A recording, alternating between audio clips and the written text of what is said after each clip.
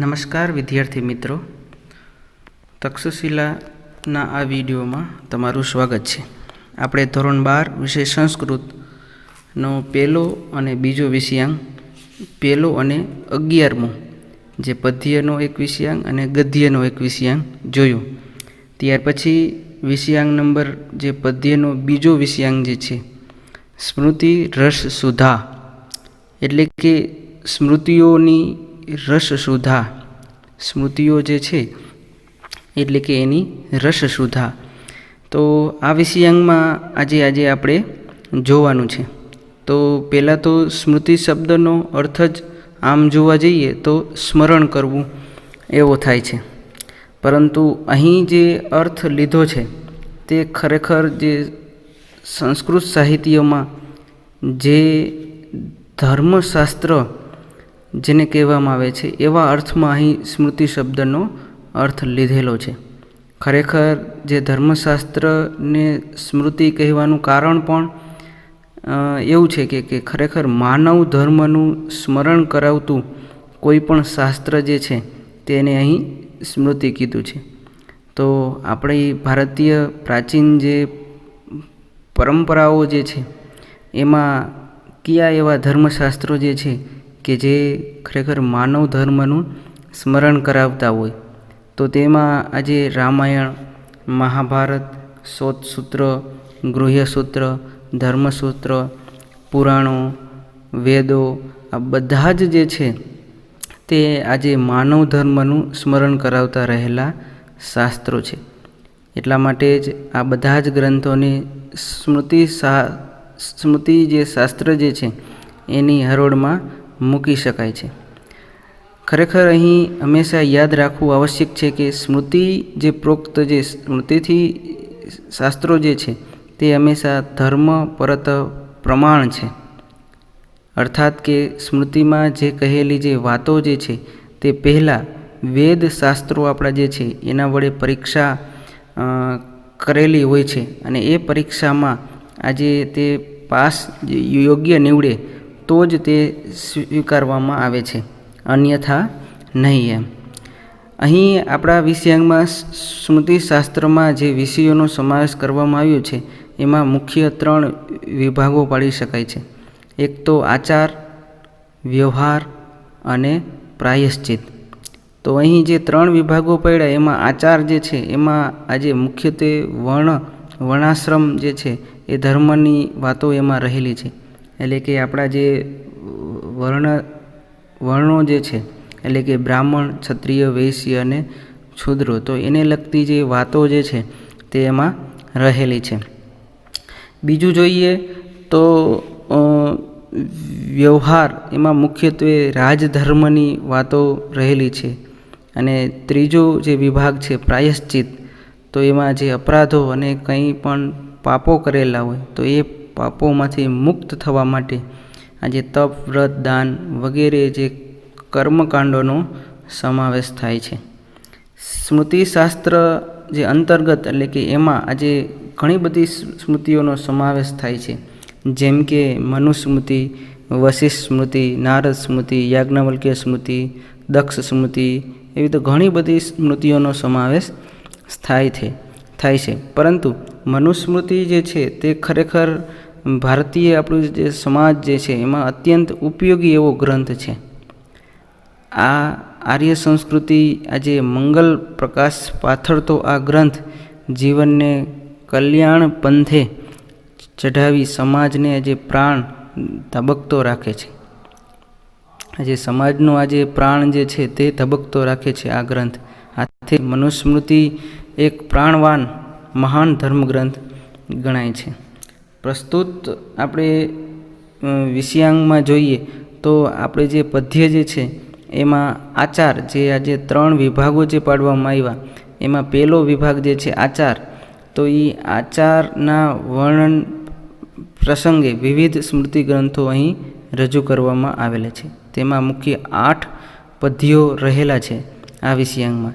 એમાં પહેલો જે શ્લોક જે છે એમાં અધર્મનું જે આચરણ કરનાર મનુષ્યો જીવનના 4 અવસ્થાઓનું વર્ણવવામાં આવી છે. બીજો શ્લોક જે છે તો એમાં સમાજમાં જે નારી સ્ત્રીનું જે સ્થાન હોવું જોઈએ તેનું વર્ણન છે. ત્રીજા પદ્યમાં શ્લોકમાં જ્ઞાનોપાર્જનની ક્રિયા સૂચવાય છે. ચોથા શ્લોકમાં જે બ્રાહ્મણ માટે અધ્યયનનું અને પાંચમામાં વિદ્યાની સાથે તપનું મહત્ત્વ દર્શાવ્યું છે. છઠ્ઠા અને સાતમો જે શ્લોક છે જે અનુક્રમે દુરાચાર અને સદાચારના પરિણામ શું હોય તેનું વર્ણન કરેલ છે. અંતિમ જે આઠમો શ્લોક જે છે એમાં સુખ અને દુઃખની વ્યાખ્યા આપી છે. હજારો વર્ષોથી આજે ભારતીય પ્રજામાં જે રીતનો જીવન વ્યવહાર પ્રવૃત્ત થયેલો છે તેનો ખ્યાલ આ શ્લોકમાં નિહિત વિચારવામાં જોઈ શકાય એમ છે. માટે આ શ્લોકો આજે જે શ્લોકો 8 શ્લોકો આપેલા છે તે આજે આપણા જે છંદો જે છે એમાંથી અનુષ્ટુપ છંદ જે છે એ અનુષ્ટુપ છંદમાં લીધેલા છે. એમાં પહેલો જે શ્લોક જે છે તે આજે આપણે જોઈએ.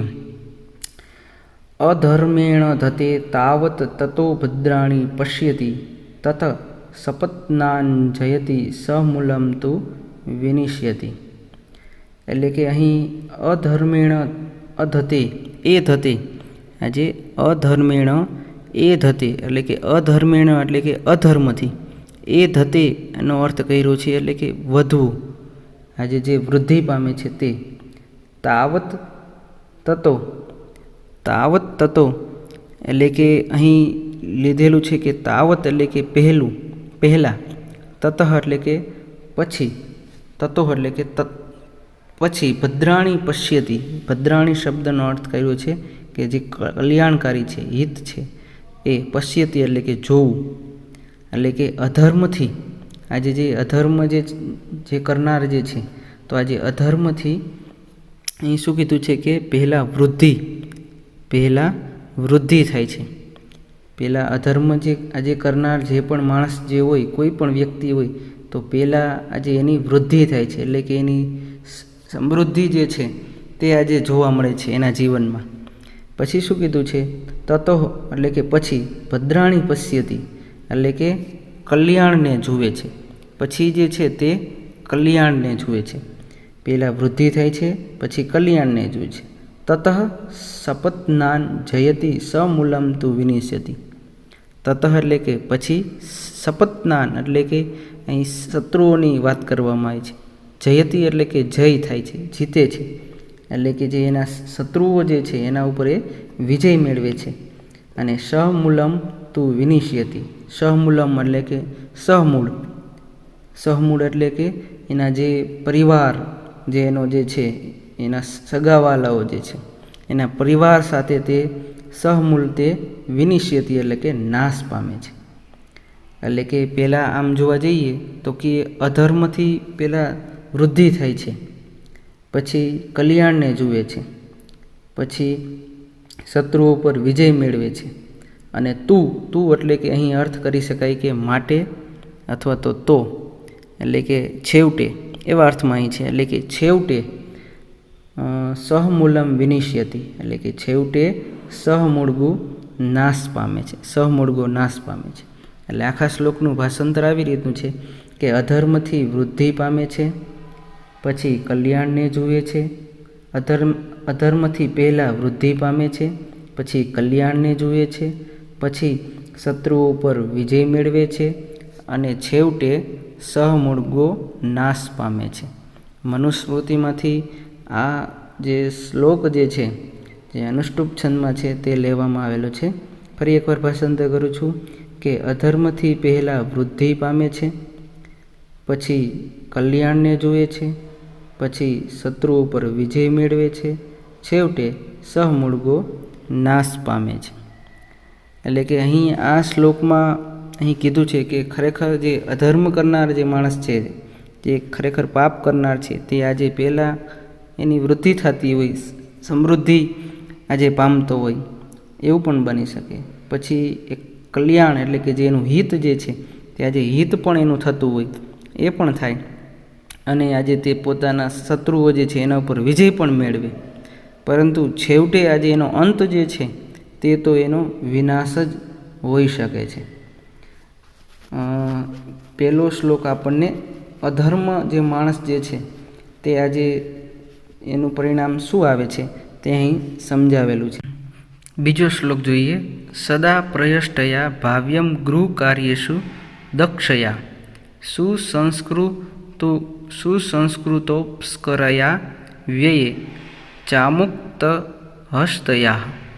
મનુસ્મૃતિમાંથી આ પણ શ્લોક લેવામાં આવેલો છે, જેમાં કીધું છે કે સદા એટલે કે હંમેશા, પ્રયષ્ઠયા એટલે કે જે આનંદિત પ્રસન્ન જે છે એવા અર્થમાં છે, એટલે કે હંમેશા પ્રસન્ન.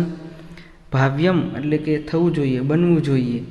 ગૃહ કાર્યેષુ દક્ષયા એટલે કે ગૃહ કાર્યોમાં આજે દક્ષયા એટલે કે દક્ષ એટલે કે કુશળ, ઘરના કામોમાં આજે કુશળ એવી વાત કરવામાં આવી છે. એટલે કે અહીં જે આ શ્લોક જે છે તે નારી એટલે કે સ્ત્રીઓની વાત કરવામાં આવી છે કે નારીએ હંમેશા પ્રસન્ન, ગૃહ કાર્યોમાં કુશળ બનવું જોઈએ એવી વાત કરવામાં આવી છે.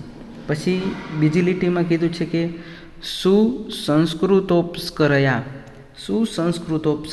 નો અર્થ કર્યો છે કે સુસંસ્કૃત ઉપસ્કર, એટલે કે અહીં જે સુસંસ્કૃત એટલે કે જે સારું છે, જે ઉપસ્કરનો અર્થ કર્યો જે સારું, જે સાધન સામગ્રી જે આજે જે વ્યવસ્થિત જે સાધન સામગ્રી રાખતી હોય, સ્વચ્છ રાખતી હોય એવી નારીની વાત કરવામાં આવી છે. એટલે કે સુસંસ્કૃત સાધન સામગ્રીવાળી, એમ કે જે હંમેશા પોતાના સાધનો જે છે તે હંમેશા સ્વચ્છ સારી રીતના રાખનારી જે છે એવી રીતની વાત કરવામાં આવી છે. એટલે કે સુસંસ્કૃતોપસ્કરયા એટલે કે સારી સુસંસ્કૃત સાધન સામગ્રીવાળી. વ્યય એટલે કે જે વ્યય કરે છે, વ્યયનો અર્થ કર્યો છે કે ખર્ચ.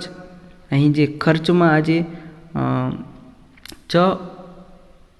અમુક્ત હસ્તયા એટલે કે એટલે કે અને અમુક્ત હસ્તયા, આજે જે અમુક્ત એટલે કે જે મુક્ત નથી, હસ્તયા એટલે કે હાથ, કે જેના હસ્ત એટલે કે હાથ મુક્ત નથી એવા અર્થ છે. એટલે કે એનો અર્થ અહીં કર્યો છે કે જે આજે ખર્ચમાં આજે જેના હાથ મુક્ત નથી, એટલે કે વધુ પડતું આજે ખર્ચ નથી કરનારી એવી જે નારી જે છે તેવું ભાવ્યમ એટલે કે બનવું જોઈએ નારીએ, આવી નારીએ બનવું જોઈએ એવી રીતની વાત કરવામાં છે. એટલે કે વ્યયે અમુક્ત હસ્તયા એટલે કે આજે જે પ્રસંગોમાં અથવા તો ઘરના બીજા કામોમાં કે જે મુક્ત હસ્ત એટલે કે મુક્ત હાથ એટલે કે છૂટા હાથ નથી પરંતુ અમુક્ત હસ્તા છે, એટલે કે કર્કશયુક્ત હાથવાળી આજે બનવું જોઈએ. આજે પોતાના પતિની જે આવક જે છે, પોતાનું ધન જે છે, જે આજે ઘરમાં જે હોય તો એ ધનને આજે પોતાને કર્કશયુક્ત ખર્ચ કરીને બચાવવું જોઈએ એવી અહીં વાત કરવામાં આવેલી છે. એટલે કે ફરી એકવાર ભાષાંતર કરીએ કે નારીએ હંમેશા પ્રસન્ન, ગૃહ કાર્યોમાં કુશળ, સુસંસ્કૃત સાધન સામગ્રીવાળી અને ખર્ચમાં કર્કશયુક્ત બનવું જોઈએ. ફરી એકવાર ભાષાંતર કરું છું.